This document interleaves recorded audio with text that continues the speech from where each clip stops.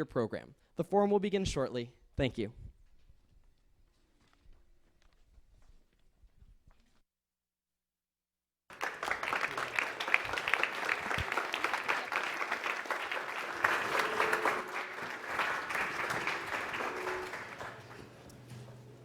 Good evening, and welcome to the John F. Kennedy Jr. Forum. I'm Maggie Williams, Director of the Institute of Politics at Harvard University.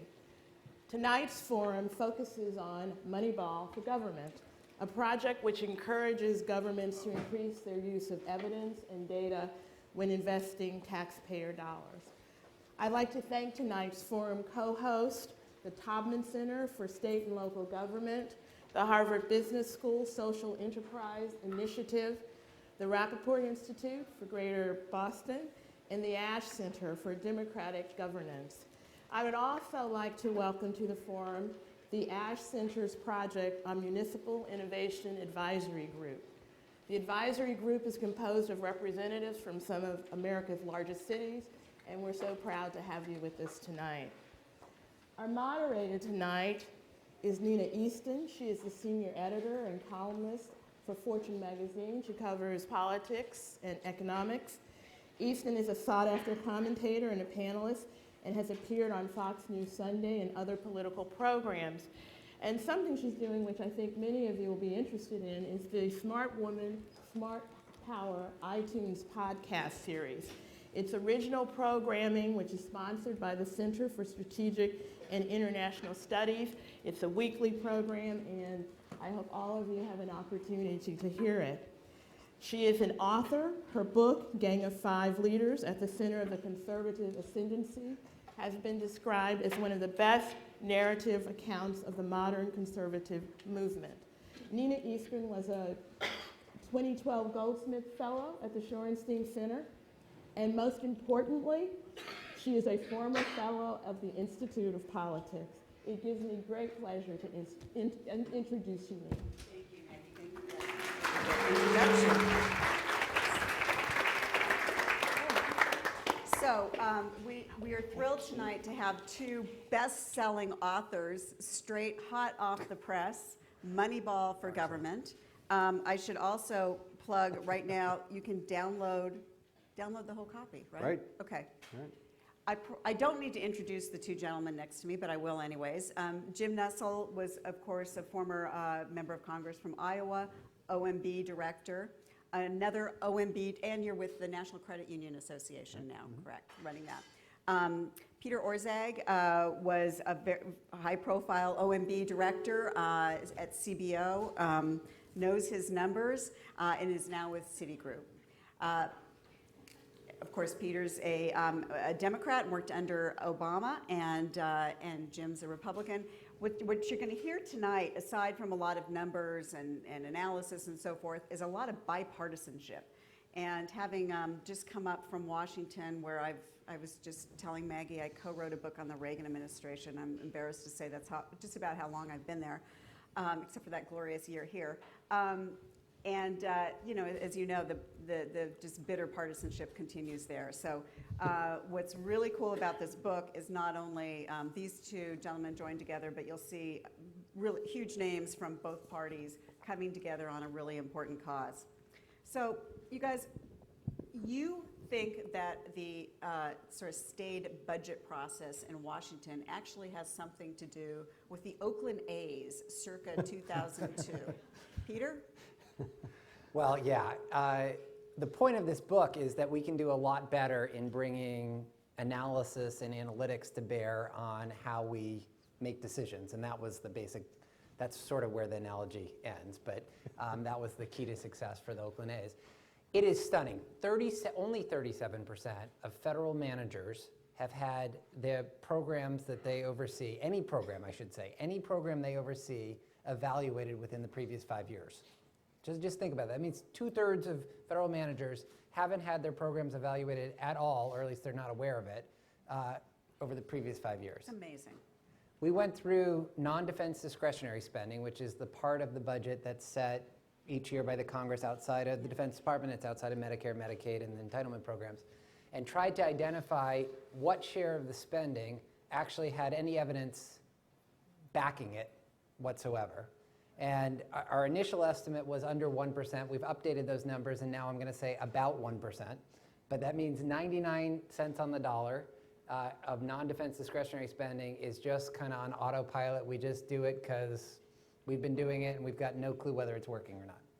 That's just amazing, and I think it's amazing for folks in this room to hear, because if you're involved with nonprofits, that sector, certainly results evaluation data has become a central part of that. And Jim, Moneyball, talk about why Moneyball and follow up on Peter's remarks. Well, and Peter's right. I mean, the analogy is an interesting one. The movie that was very popular, I actually watched it recently again, because it's a great movie. It's a fun movie.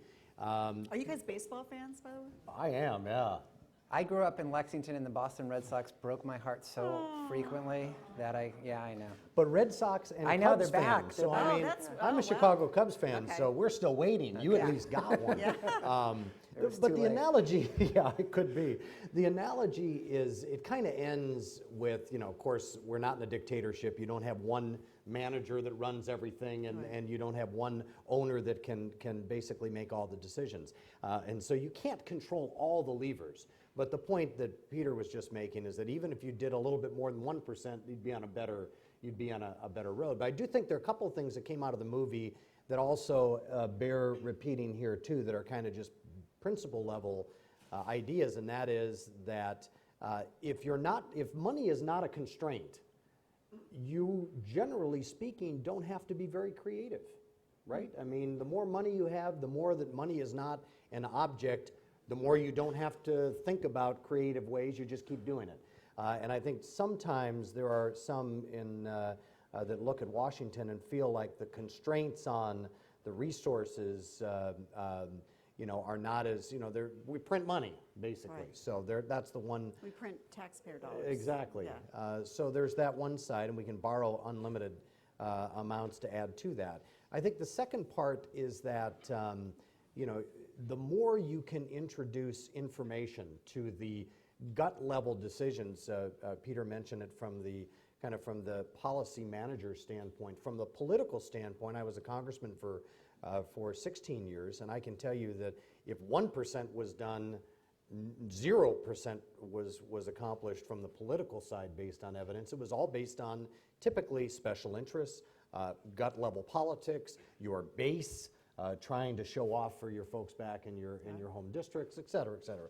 Politics is what really drives that, not really evidence and data. So introducing more information, more data, more evidence into this process would inform it in a much more positive way. And interestingly enough, every time I have seen that happen, even to policymakers, even to political folks, it does tend to help them turn a little bit on the direction that policy heads. So that's a huge nut, and I want to get back to that in a minute, but I want to kind of maybe talk about some of the horror stories. I have my favorite, which is job training programs, which I wrote about during the recession. We were spending $18 billion of federal money on job training programs, which the GAO said weren't working.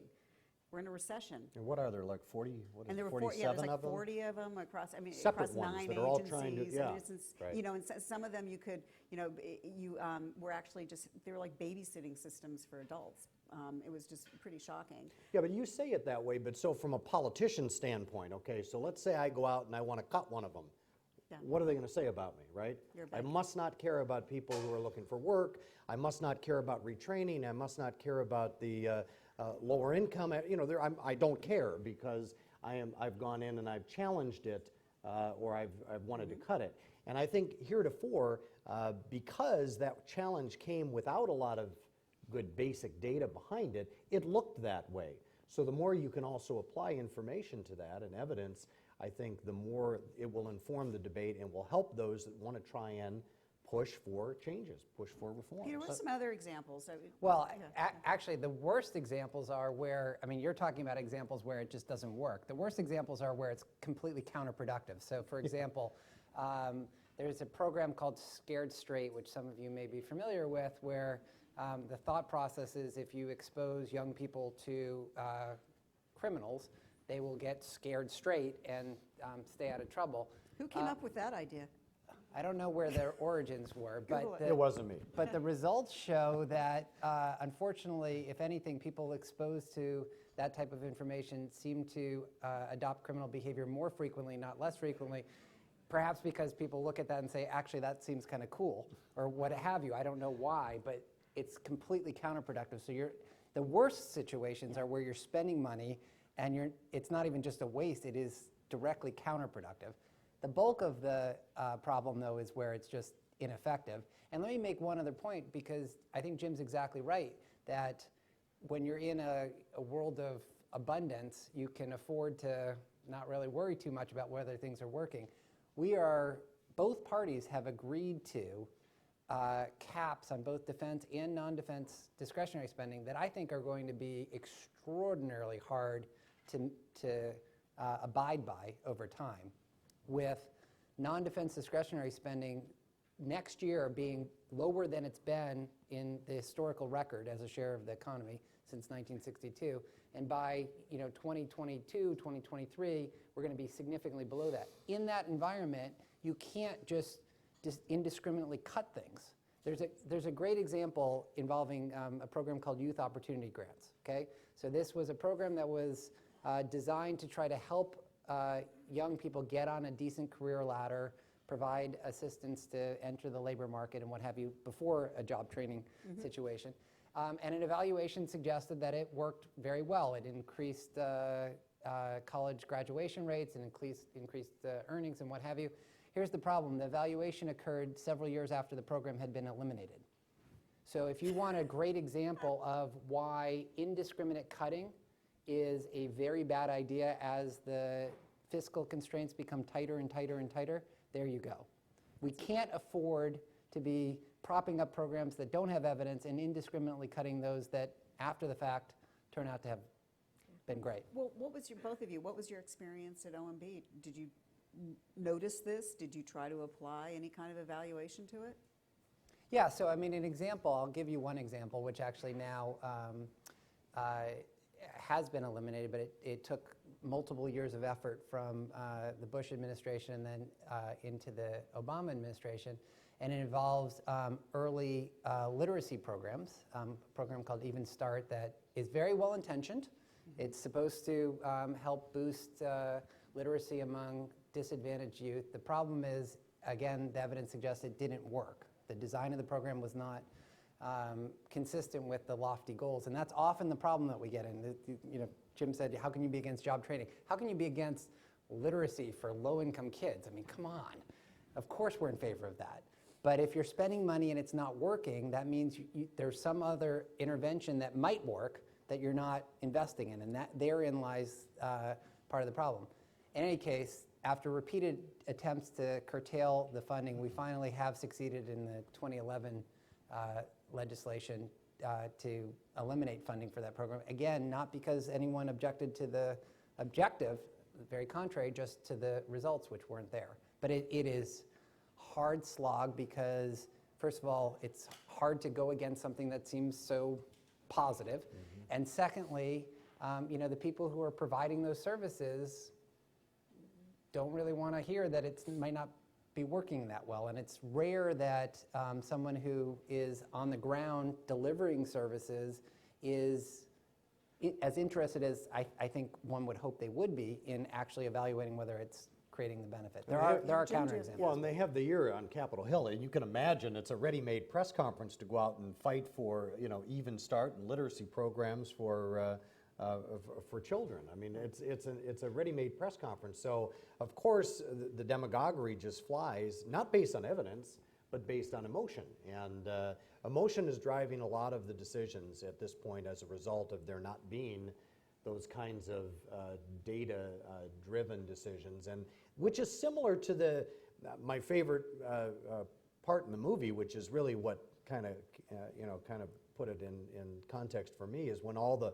coaches, all the old coaches, are sitting around the table. If you've seen the movie, and they're making judgments about how good the players are, and they're making them all based on things that when you hear them say it, as scouts or as coaches, you would think, really, that's how you're making that decision? You know, how their fastball's coming in, or you know, if they can handle a ground ball, or if they can bunt safely, or whatever it is. And it had nothing to do with statistics or on-base percentages. And again, it was based on emotion. And I think moving away from the emotion of it helps inform the policymaking process. So let me, just based on taking off on that emotion comment, this isn't quite a what works question, but still it's right in that alley, which is you've got these programs that are designed to help people, but these programs also can provide a disincentive to, for example, work. And I think of disability as the prime example. Critics of the growth explosion in disability payments, and there have been studies actually out of MIT, right down the street, that show that it does create a disincentive to work, and that people are effectively ghettoized. They might have a disability that isn't it's not a lifelong disability. They could eventually go in the workforce, where in fact your income would start to go up as opposed to just being on a disability check every month. Right. So does any of the thinking about this apply to that question? Well, let me tackle that. I mean, so what Nina's talking about is there's a rule called the substantial gainful activity rule under disability insurance, which basically says if you're able to work, you can't get disability insurance. So if you go on disability insurance and then you have some job opportunity, you're effectively giving up your disability insurance, and the marginal tax rate on that work is, you know, at 100% or more. And we should also add, I think, that the disability the view of it's been expanded to include things like, you know, emotional issues, mood disorders, and pain disorders, and so And forth. what's happened over time is that it's, you know, think back to turn of the 20th century. A disability was like, you know, you lost your arm, or it was observable.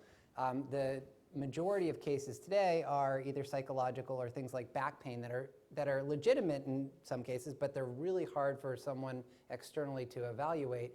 And the other thing is it's not sort of an on-off switch. There are degrees. You know, my back really hurts. It's uncomfortable to walk. The labor market has deteriorated, and so all of a sudden it's not really worth the effort, and I've run out of unemployment insurance. I'm going on disability insurance. And one of the biggest risks from this big rise in disability insurance over the past 5 years is that, you know, if you have a 50-year-old who went on disability insurance, the exit rate is under 1%. They're on disability for the rest of their lives. And by the way, this is also why the analysis of a lot of programs are more complicated than people say. So one of the debates involving unemployment insurance was that unemployment insurance gives you an incentive. But it actually kept the unemployment rate up. Right. And there are studies that concluded that. But, here's the big but.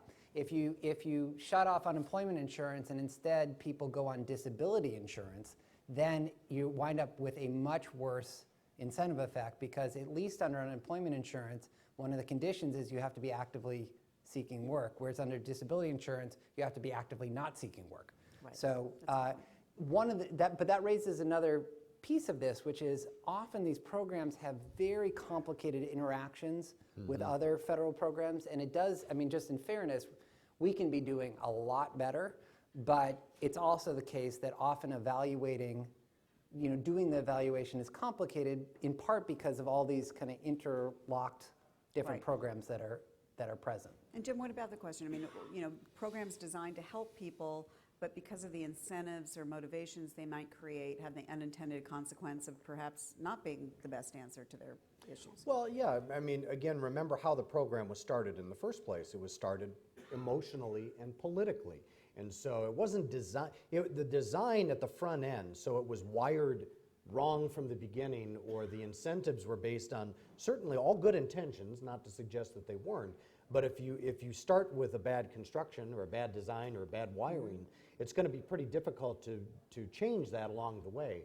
Also, as Peter said, and this is true in a lot of those types of programs that are really meant to help, because of the other impacts that not only other programs have, but changes in technology, depending on where you live in the country. Your access to healthcare, your access to rapid transit. There are all sorts of other impacts that will affect the effectiveness of that particular program and whether it's working. I was just going to say, and there's one other complication here, which involves sort of at what point you're pulling the trigger or you're evaluating things. A great example is early education, Head Start-like programs. So the early evidence was very encouraging that children that are put into high-quality preschool programs benefit. And then we entered an era in which there was sort of a letdown because of the fade-out effects that basically the evidence suggested that as those kids who were helped in preschool went through regular school, the effects faded. And so if you had stopped the world at that point, you would have said, not clear this is worth it because the effects are dissipated. Roll forward a few more years, and there's gathering evidence that for whatever reason, if you look even later in life, so as those former preschool children enter the workforce and what have you, there are all sorts of benefits in terms of lower teenage pregnancies, increased employment, and what have you, even though you went through this kind of intermediate period in which it kind of looked not so good. So one of the other things that we do have to be at least cognizant of is if you've got a very targeted program that is supposed to help someone get a job, for example, and it's not doing that, that's probably a problem. If you've got something especially towards the earlier parts of life where there might be dynamic effects that happen over long periods of time, there's at least a caution that we need to kind of make sure we're doing a full analysis and not a partial one. And so the conclusion now is that Head Start does work, even though a couple years ago they were saying it faded out. Yes, but actually Head Start, look, I also don't want to get us all too depressed. I mean, Head Start's a great example where I think there's a lot of progress. One of the things that the Obama administration succeeded in doing is saying, okay, it does seem like there's some benefits to early education. However, there's also a wide variation. All of the, not all, but most of the really high quality studies were done with really good high intensity early education programs, and not all Head Start programs were like that. So what the Obama administration started doing is basically taking the bottom 10% of Head Start programs or centers and culling them and trying to upgrade the whole program over time, which I think is so you can't just say Head Start works because there's tons of different Head Start centers and types and what have you. You have to be focused even within that on improving performance. And but that was controversial when you guys did. I mean, that was tough. You talk about, if the Bush administration had done that, forget it. But I mean, the fact that you guys took that on was a huge lift. But I think a lift only you guys could have done. Nixon and China. Right, Nixon and China.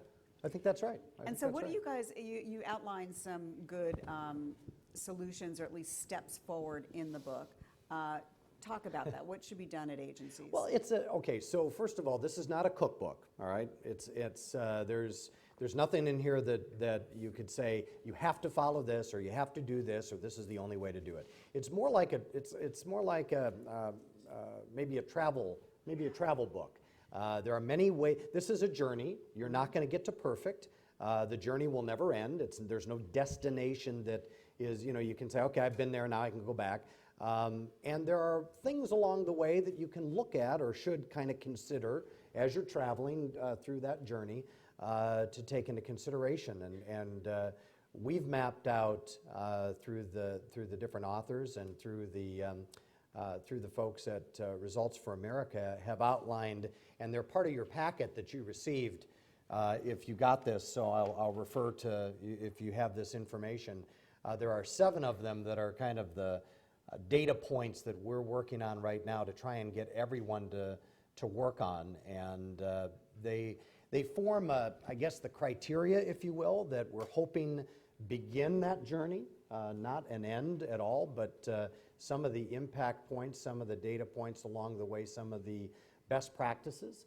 And in fact, we've seen already some good results that have happened just since this book has come out. So, and Peter, I think I don't know if it was Ron Haskins or who it was in here that talked about specifics like evaluators. Yeah. Okay. Oh, yeah. So I mean, let's talk about what some of the things are. So for example, federal agencies should have a chief evaluation officer that can help the staff figure out what the heck does this study mean, because a lot of the staff won't really know how Or to that there interpret, even ought to be a study. or that there ought to be a Right, study. right. So that's something, for example, the Department of Labor has done. One of this kind of ranking here in red and green, one of the things that is evaluated is whether that person exists.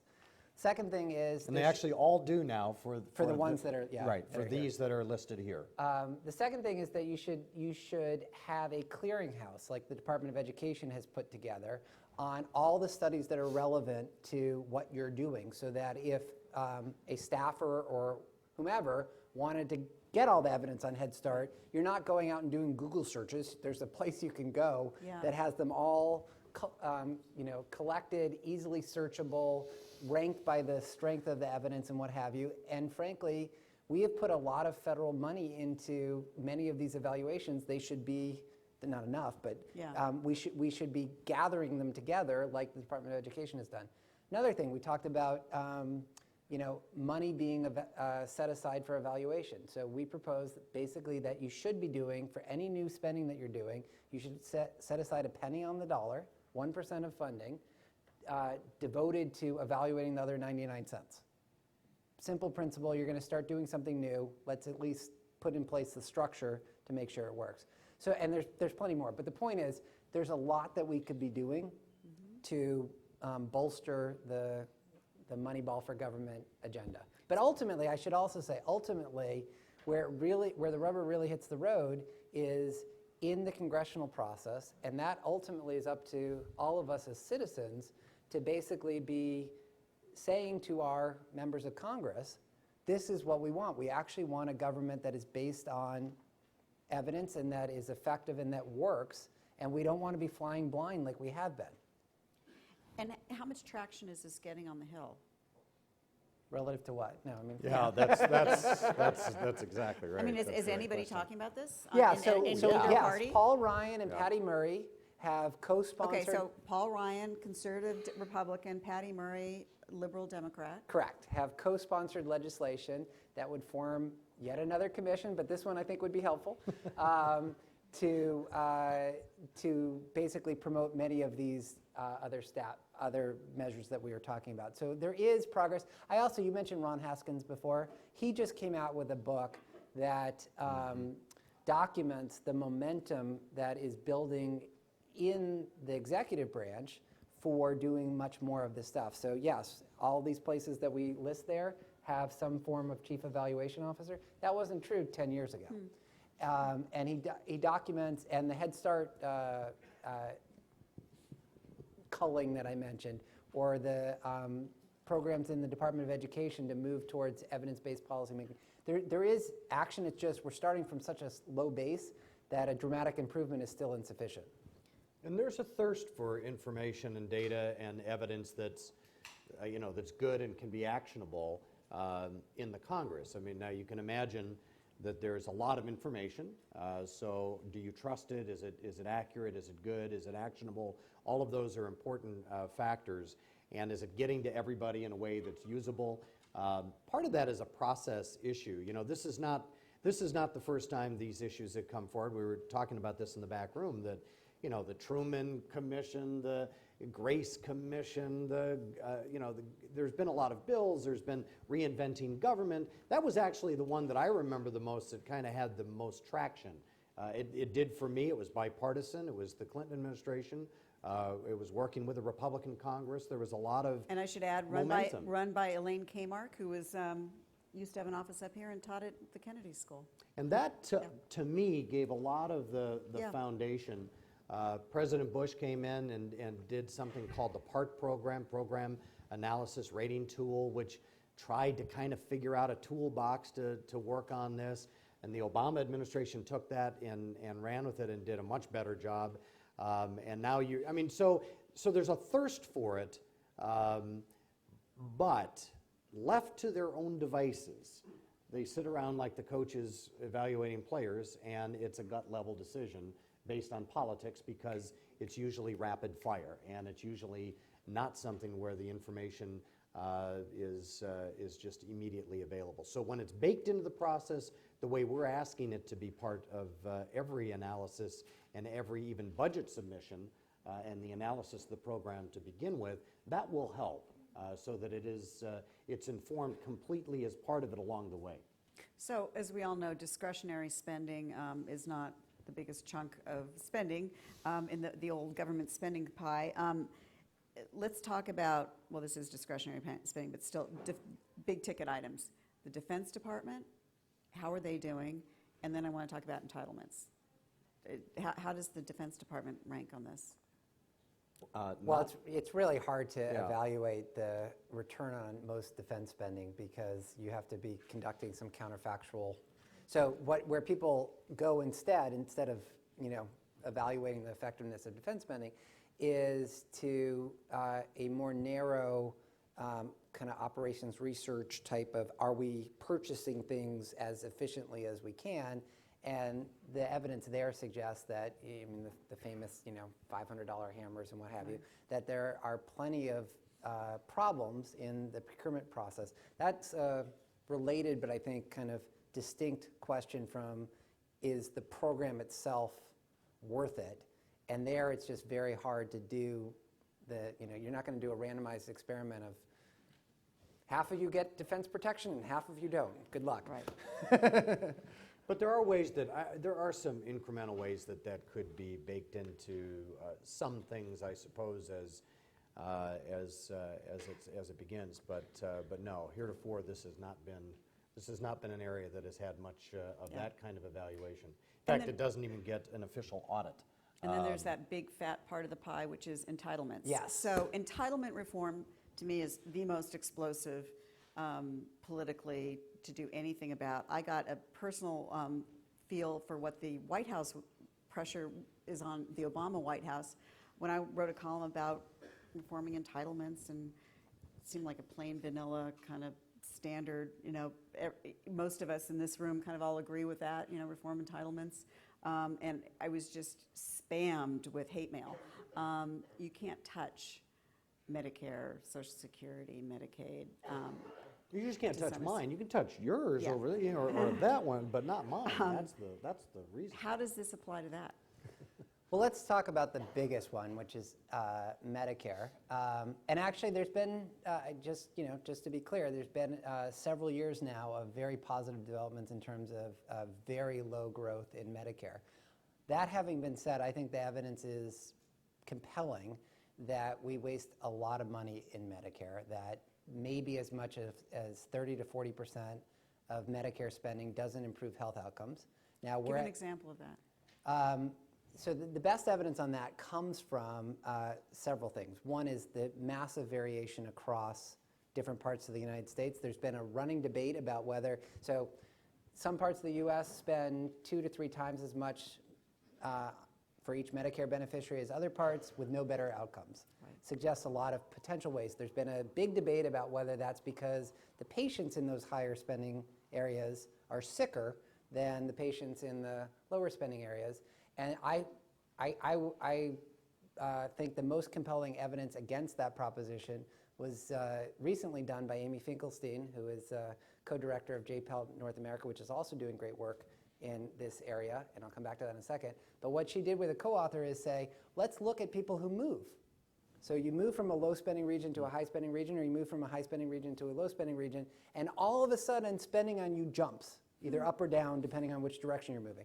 So in order for that to make sense on it just being how sick the patients are, you'd have to believe that someone who is living in a low spending area who suddenly feels like he or she's about to get sick moves to Florida, and vice versa, which I don't find plausible. So massive potential savings. Now, the reason that this is difficult is, coming back to the JPEL North America point, we do not do enough randomized evaluations in how healthcare is actually delivered. That's basically a delivery question.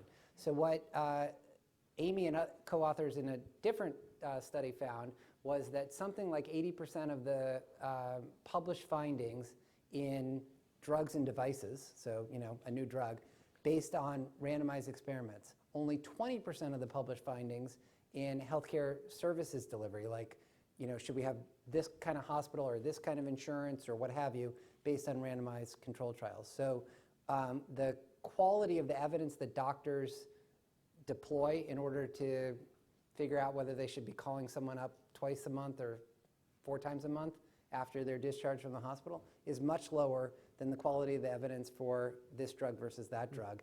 And so we don't know as much as we should, but I think overwhelmingly the evidence suggests there is a lot of spending that could be wrung out of Medicare without harming patient Could you outcomes. bake utilization into that too? I suppose you could, right? That is utilization. That So is. the point is, utilization There's of two healthcare. sides to it. I mean, the delivery side and access, but also how often you individually, and there are, as I understand it, there are certain regions of the country. It's not just a matter of sickness, is it? It's No, also that's it's a the matter point. of, yeah, It's okay. The doctors, here's the bottom line. Doctors practice medicine in dramatically different ways depending on which part of the country you're in, which hospital you're in, and even within hospitals. So Yeah. we're in Boston, or sorry, we're in Cambridge, but at Mass General, for example, they finally did a careful analysis of how doctors were ordering CAT scans and MRIs. And the doctors were amazed to see that they were practicing medicine in just dramatically, and they just didn't know. They just had never really focused on it, and they said, oh, that's interesting. And as a result of that, they also put the doctors' names up on a board in front of the doctors. That helped. You got a significant reduction in the variation in that outpatient imaging rate. The point is, there is, again, and So why isn't there a bipartisan embrace to do this? I'm going to open this up to questions, so you can start lining up here's the why. microphones if you're ready. If you want to get frustrated with Washington, here's the deal on this. I think most people believe that in order to get at that problem, we have to make sure that just doing more is not what you get paid for, because then there's no incentive not to do more. So you need to pay for value rather than pay for fee for service, pay for quantity. We've been paying for quantity. The big divide in Washington is everyone agrees that that's what we should be doing. The Republicans want to have a fixed payment per person that goes to an insurance company through Medicare in a premium supported Medicare Advantage. The Democrats want it to go directly to the hospital through an accountable care organization. That's the divide. And the irony is that as the world is evolving in this direction anyway, the dividing line between the hospital and the insurance company is getting blurred anyway. yeah. And hospitals are becoming insurance companies, and insurance companies are trying to acquire providers. So for that to be the sticking point, which it really is ideologically, I find kind of interesting. That is fascinating. Okay, on questions, you guys know the rules. It has to be short, it has to end with a question mark, and please identify yourself. Sure. Go ahead.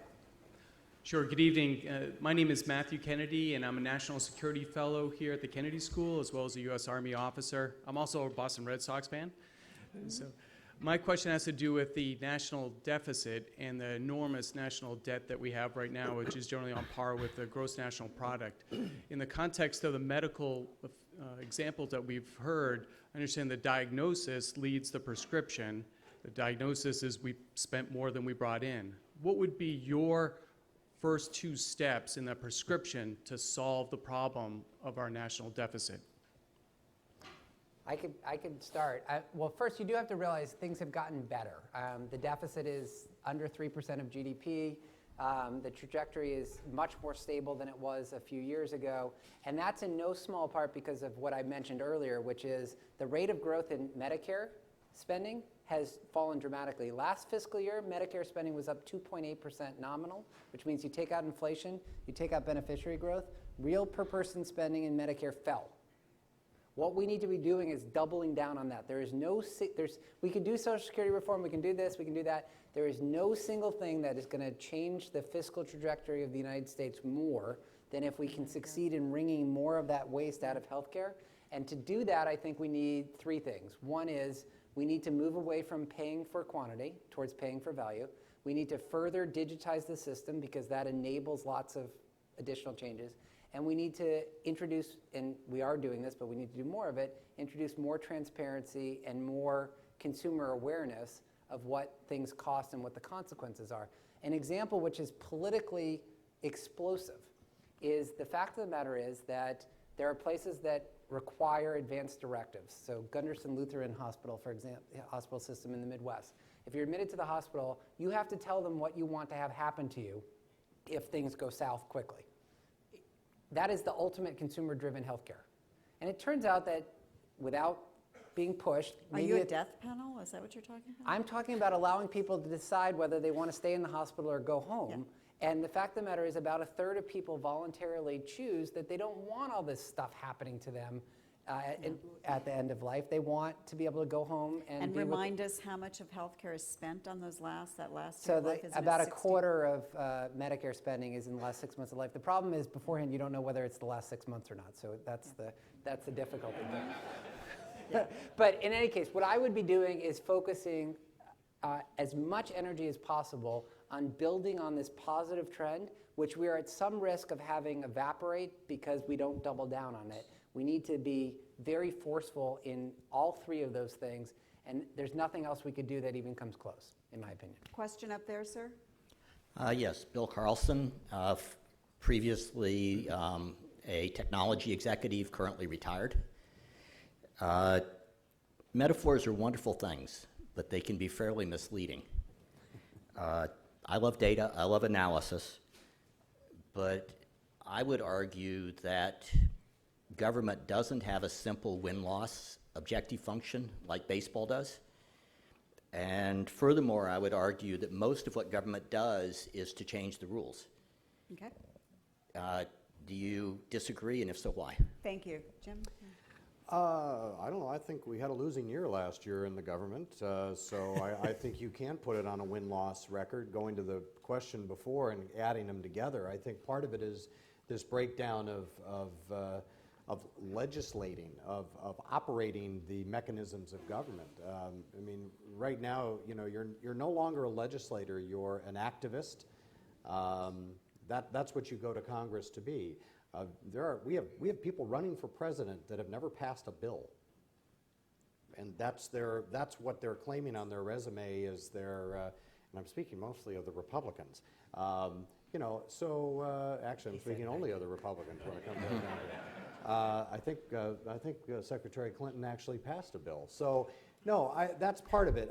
Most of the people on the budget committee today have never passed a budget, or if they've passed a budget, they've only passed it out of their committee. They haven't passed it through the House through the Congress and gotten the president to. So I mean, all of this is just part of the muscle memory of doing something deliberate, as opposed to, as Peter said, yes, we've had some good years from just from a numbers standpoint, but it wasn't because it was necessarily deliberate. It was more because of a default and some mechanisms that happened automatically, not because of good planning and necessarily good leadership. So, Okay, great. I'm just going to move because we have so many questions. Sorry, Peter. That's Go all ahead. right. Hi, my name is Maya Giacomowitz. I'm the policy director with the City of Philadelphia, and I'm hoping that you can talk a little bit about how this conversation then translates to the state and local level in particular, because I think that's where a lot of the service provision ends up happening. And unfortunately, unlike the federal government, we're not able to print money when we feel constrained. So I feel like the onus is on us to really perform above and beyond in the work of evaluation. Are state localities better at this than the federal government? There's a Evaluating? lot more activity going on in this area at the state and local level.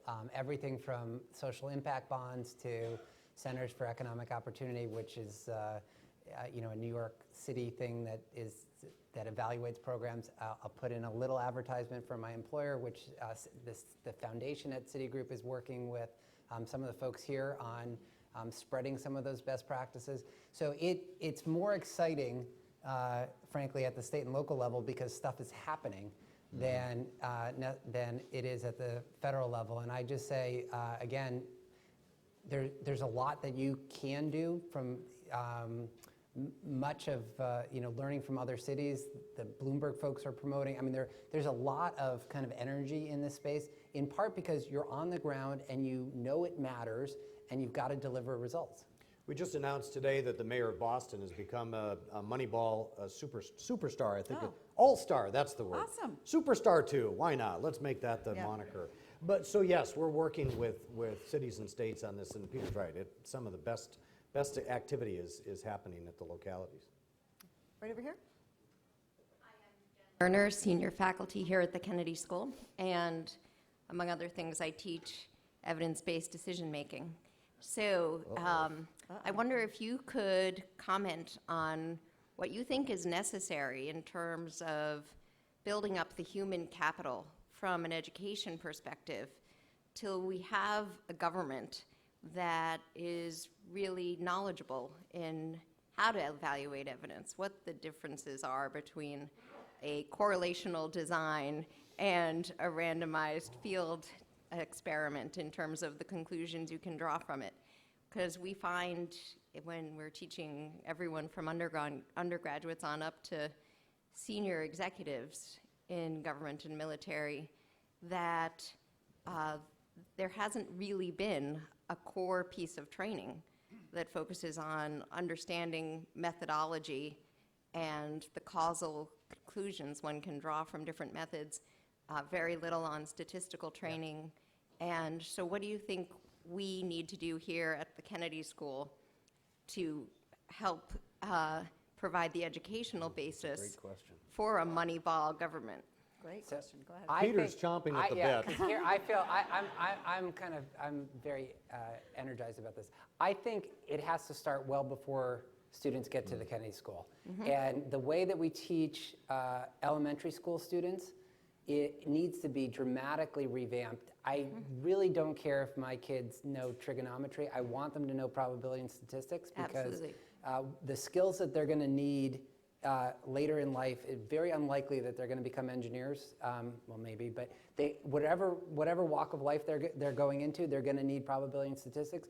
We have not, in general, revamped the elementary school curriculum for the 21st century, and we need to do that urgently, or else all the kids that are showing up later at the Kennedy School have missed 10 years of training that would have made your job a lot easier. That's not a full answer, because then the question becomes, what do you, and I don't know what to say other than to advertise that there should be more students who are required to take your class. But again, I think we need to start earlier, and then once, I don't know what the requirements are here, but basically no one should graduate from a public policy school with a master's or other advanced degree without a requirement that they take at least beginning probability and statistics and some form of evaluation, because you are not going to be able to function well in any policy position without being able to, you don't have to be able to conduct the research, but you better be able to interpret it yourself. Thank you. Fascinating. Up there. My name is Dorothy Stoneman, and I am an advocate for one of those job training programs. Happens to be one of the 3 named in the Moneyball for Government book as a good investment. Oh, good. Good. Right. Which is Things are about to get really interesting. It's the Department of Labor Yeah. Youth Build program, Yep. which you both funded and which under Mr. Orszag doubled in funding. Show off. However, the question is this. At the beginning, you talked about 2 problems. One, which is ineffective programs being continued, and the other, damaging programs being continued. My challenge is, how do you take effective programs and make sure that they are, in fact, expanded to full scale to solve the problem which they're designed to solve? And that's very difficult, because the government works in incremental ways, and it tends to stay stuck, even when something is working. And I want to say a little something else to a second question. So one question is, how do you do that? How do you identify these and take them really to full scale, which I define as reaching the limit of demand or capacity? And the other is the difference between RCT and data outcome, right? It seems to me that the ongoing accountability for achieving outcomes is just as important as your random control trials, especially since the results of the random control trials don't come for 8 years, and by that time there's a lot of change on the ground, and you need to be tracking how are they doing on those outcomes. Yep. So I would like to know about Let me both do of it those. briefly from the congressional side. Yeah. This used to be where a lot of those kinds of good ideas would come up through the subcommittee process to the committee and on to the floor and so forth. And as a result, that was an entry point where a good senator or congressman could highlight an idea that was coming from their constituents. Maybe it was a private funded idea that came up or maybe it was public-private, or maybe it started at the states or at the locales. But regardless, that was the germination process, the laboratories coming from those areas. But that process, along with the budget process, is quite broken now, in major part, I think, because of the election process and special interests and fundraising and all of the distractions that have taken away from what we refer to as the regular order of the legislative process. And then the second is making sure that the states and the cities in particular, which are the true incubators for that, can get those ideas to their legislative delegations. And that's another point of connection that again has been disconnected, in part because of partisanship. So if you're a Republican legislator and you have a Democratic governor or your senator or whatever, you're concerned about them running against you or whatever, and so you don't even take good ideas like that through the laboratory process. So I would say that's certainly one area that is broken, where that would have been a great access point just through the political and congressional legislative process. I think advocates of effective programs should be the most forceful in trying to back up the effort to cut back the ones that don't work, because it frees up. I know it's hard, but it makes the politics a lot easier to say, I am in favor of job training, here's the one that works and these other ones don't. And to have people in the field and kind of out there doing it, supporting that, frees up the money to expand. You're not going to get to scale while you're carrying this load of ineffective programs on your back. It's not going to happen because there's just not enough room in a declining non-defense discretionary spending environment. What has to happen is that we cull the stuff that doesn't work to make room for growth. And then on the RCT question, one of the great ironies is we are living in a world in which it's increasingly easy to collect data, analyze it, and have it available in real time. And so in the book, we talk about different kind of degrees of evidence, and I am fully of the view that not everything should be RCTs, and we have to have a spectrum of evidence, and we should be much more aggressive in trying to take advantage of the reduced data acquisition costs and processing costs to have a much more rapid feedback loop on what's working and what's not. Thank you very much. Marianne Bates, Deputy Director of JPAL. My question is Deputy Director of what? of JPAL North America. My question is, there are many people within academia and at research firms that spend their careers doing this kind of work and doing these evaluations. What can we do to make sure that those results better reach decision makers in a salient way so that they can act on it? Wow. I'm not sure that, because this is, Call we these are, guys. yeah, I mean, That's seriously, certainly you guys are that's the ones that are supposed to put these that's that together. access point that we're trying to create through all of this. But you're right, and it is terribly frustrating that, as Peter was just saying, we have access to so much information. How do you ensure that it's quality information, and how do you get through the noise? Is a terribly vexing challenge. That this is not the only subject or organization that is trying to crack that nut. I would like to go, after, I wanted to have you guys interject.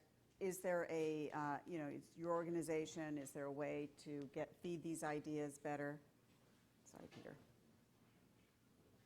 Hi, my name is David Medina, and I'm with Results for America. We're a 3-year-old nonprofit organization, and our mission is to work with local, state, and government leaders to help drive funds towards evidence-based solutions. So exactly what you're talking about. We've done it in a lot of creative ways. We've built a bipartisan coalition of nonprofit leaders, current and former executive branch leaders. We've done Twitter town halls. We've done animated videos to try to build support among the general public. We published this Moneyball for Government book with our 2 great editors. I would recommend for all of you, before you leave, if you can pick up a copy of the index that's been referred to. It's our scorecard of how federal departments and agencies are doing. Secondly, I also want to highlight that we also released today our 2016 policy playbook, which is an agenda for the next president and how they can build an administration focused on data, evidence, and evaluation. So resultsforamerica.org.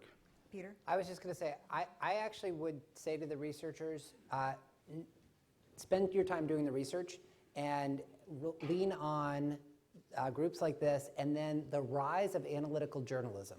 So there are now increasingly, from the Upshot at the New York Times to the Ezra Klein's Vox.com, there are lots of places that are eager for rigorous analytics that they want to then adopt and broadcast to the world. So feed that a bit, but I don't think it's a good use of a first-class kind of researcher's time to be doing the lead work of trying to convince members of Congress. Lean on the other people who do that for In other words, full-time. I would say find a megaphone. Exactly. The press, Partners, these guys in the, Exactly. the Ezra Kleins of the media world, you guys, that sort of thing, versus going one by one to members of But Congress. even we sit around and frustrate about, how can we get our voice, which is part of the reason why we're trying to access that through the political process. If we can make this something that's interesting to the next administration, next president, that's huge. That's huge. And it's clear that both with Bush and Obama and with President Clinton that was a priority. And you can tell by the way they all took that forward. Great. Next question. Hello, my name is Lisa Goldman. I'm a management consultant, and my question actually falls very nicely from the question that was just asked.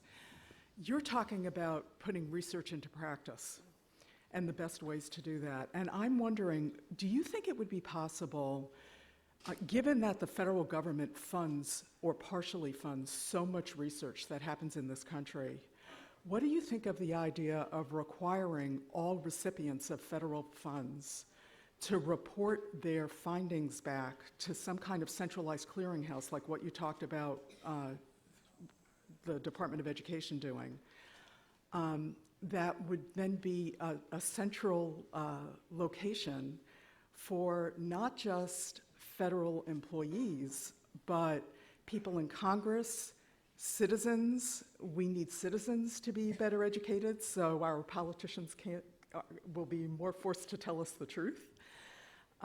What do you think about the idea of collecting the information? And you could even say, here's how this study was performed, here's who evaluated it, here you could have a meter about how truthful you think it is or whatever. What do you think of that as a concept? Isn't this sort of what the GAO and the CBO are already supposed to be doing? Or are we talking GAO more than the CBO. GAO? Yeah, would but say. I don't think the problem is that federally financed research is not in the public domain or accessible. It's just all over the place. And if you just required people to dump it into a clearinghouse somewhere, this is why I come back to, I think it's the responsibility of the sponsoring agency and or the oversight agency in that the Department of Labor, Department of Education, to take that publicly available information, which is out there, it's just hard to find, and curate and collect it into the type of clearinghouse that exists. I mean, the Department of Education has shown you can do this and you can do it pretty well. Their clearinghouse, I think, is actually top notch. So we agree on the goal, which is basically all federally financed research, and I would go beyond that. All publicly available research should be in a database that is easily searchable with the relevant domain and the rigor of the evidence and what have you. The only question is, I guess, is it the researcher who's putting it in there, or is there some other way to do it? But we agree on the goal, I think. Up here, question? Can you talk closer to the mic? Christopher Scranton with the Mass Big Data Initiative. We've talked actually, Billy, on the last question about this future, and someone say the future is now, of being awash in all of this data that's supposedly helpful. There is a data overload question that is sort of obvious thing to challenge to address. Do you have a perspective on the role of analytics, advanced analytics, machine learning, any kinds of the cutting edge ways we use to sift this data to get insights and outcomes? Have you thought about a layer above the layer of data? So I think coming back to the earlier question about using non-randomized control trials and outcome data, we can be doing a lot better. And there's a lot more energy in this. So for example, I'm on the board of a set of schools in New York called New Visions, and they have built a first-class data warehouse where it is using big data analytics to basically say, if this kid winds up doing poorly on this test, what does that then imply for the rest of the year, and do we need to be intervening more aggressively? So and that's just one example, but there is lots that we can be doing. This also raises another point, which I think deserves increased attention, which is there are lots and lots of quasi-comprehensive private data sources that are publicly available that need to be combined with the traditional government surveys and government administrative data in order to get better real-time analyses. As an example, in healthcare, which we were talking about before, the official data are so lagged and so untimely that you can do a lot better by gathering private sector data together to get a real-time source of information. That nexus of how we combine official data with unofficial data and the biases that might be created from unofficial data and what have you, that is very important if we're going to take advantage of the explosion in big data, and we're not very far along in tackling that question. But that is something the Defense Department is better at and is ahead. But it sounds like we should ask you your opinion on that. Maybe we'll get to that afterwards. Question over here. My name is Dan Florio. I'm a mid-career student at the Kennedy School. And I'm very interested in this topic. My one concern is how this approach could have problems with outliers. Because we're talking about here, government services. It's different than baseball in that sense.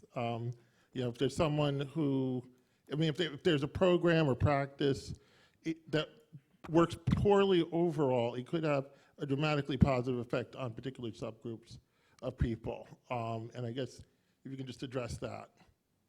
So this is one of the complications in any government program, which is they're often, even when the evaluations are done, they're done on average, not pulling out subparts of the population. As the data revolution continues, it might become easier to do that. That's only a partial solution. But there are going to be situations in which the average effect is 0 or negative, and some people benefit. And then we as a society have to ask the question, if you look at the dollars spent per effective person, then it's going to be astronomically high. What's an example of that? There may be some people that do benefit from the ineffective job training programs. Or healthcare provides another example. I talked about all this waste from the variation. Well, there are going to be 1 out of 50 people who will benefit from that much more intense approach in Florida than in Minnesota. And if you cut back on the Florida approaches, for 49 people there's no harm, but for one person or there are going to be people who are hurt. And I think then you have to come back to this question of, we are living in a world of limited resources, and you inevitably are going to wind up, if you're spending money on 49 people ineffectively and one person who's being helped, you're inevitably going to wind up not doing as much even for that one person as if you could better target. And I know it's not a full answer because there is no full answer. This is one of the inherent, I would say, when you evaluate what kind of evidence you use and what level of aggregation you use to do the analysis, those are all very difficult questions, which is why this is not an easy thing to do. But it also assumes that one outlier that would be harmed by the elimination of that program couldn't be helped by any of the other 16 programs. That probably isn't correct either. So that there would be a transition. There are transition issues certainly to all of that. But, and it is something we should concern ourselves with. But we're not talking about, as Peter said to start with, this is not an on and off switch. It's not all about data or all about emotion. It's just more about data, less about emotion. And I think if you combine it, you're still going to have human judgment in all of this. In the decision to fund a program, the decision to launch a program, to continue a program, or to eliminate a program. There's going to be politics involved in all of that. So data just hopefully gives everybody, particularly the policymakers and us as constituents, the better information about the judgments that we need to make in a constrained resource world with a very diverse population and challenges and needs. We're out of time, but if you make your question, you're asking a question? I have a very crisp question, If you make it real quick, we'll get it in. Okay. Go ahead. It's good news, certainly, that the deficit is coming down. I think everybody's happy about that. Some are starting to talk now about balanced budget, which doesn't make any sense to me. Why is no one talking about budget surpluses, where we have more revenue than money that we're paying out at the federal level? I'll start by just saying, to me, I've always been perplexed by the balanced budget because it's a data point along the way that you are balanced or not balanced. It's still an equation, and it's a math problem. You know, it does not discuss or determine whether or not you have the right level of spending in any particular program, whether you have the right priorities, you know, whether you're growing as an economy, whether you're serving people who have needs. And so a balanced budget is, and I can tell you this from the last time we got to a surplus, I was part of the team that got us there, and it didn't feel any better the day after than it did the day before. And in fact, it caused a complete change in the attitude of politicians. They said, great, let's start spending money, you know, and which was not necessarily the right thing to, you could argue. So it's, to me, I've always been perplexed by, so am I for a balanced budget? This is, again, the emotion. Of course I'm for a balanced budget. That's what you say on the stump. Truthfully, it's a data point along the way, and it doesn't necessarily suggest we have the right government or a good government or a successful government or a winning season, as somebody asked earlier in the Moneyball context. Peter? Well, I'm going to be a little bit of an outlier here. I think what we should be doing is doubling down on stuff that will make the debt and deficit in 2030 a lot lower. But frankly, when the 10-year Treasury yield is well below 2%, and I'm flying back into Newark or LaGuardia, I don't even know where I'm flying tonight, and the state of those airports, as an example, those two things should not coexist, as Larry Summers has said. I agree with him on that point. So my own perspective is we could, if anything, I would rather see a larger deficit over the next year or two to address infrastructure problems, coupled with a lot more emphasis on deficit reduction in 2030, which really comes back to the healthcare question that we were talking about before. Peter, I'm glad you brought that up because I've been wanting to get infrastructure in. I mean, that is the one place, There we go. except for the far right of your party, that there's tremendous agreement that that's a worthy investment and something that will actually contribute to economic growth. You both have been incredibly thought-provoking, and this has been such a high-level audience, too. It's been really a treat for us and an honor for us to be here. Thank you both so much. Thank you.